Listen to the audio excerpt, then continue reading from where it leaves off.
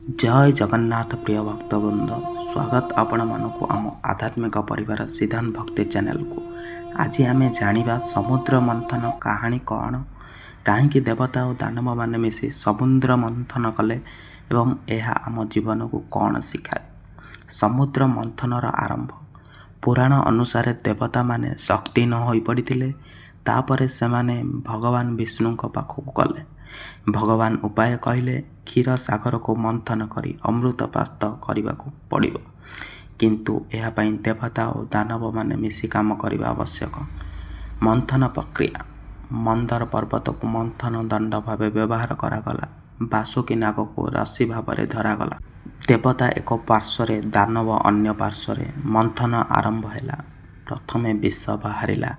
समुद्रु प्रथमे बाहरिला भयंकर विष हाल हाल। समस्ते भयभीत हेले। ता बेले भगवान शिव समस्त को रक्षा पाई से विष पान कले। तांको कंठ नील होईगला, सेई से नीलकंठ नाम परिचित। विष पर समुद्रु विभिन्न रत्न और देवी देवता प्रकाश पाइले। शेष धनवंतरी भगवान अमृत कुंभ नहीं प्रकाश हेले। दानव माने अमृत छीनिबा को चेष्टा कले। ता बेले भगवान विष्णु मोहिनी रूप धारण करी देवता मान को अमृत देले।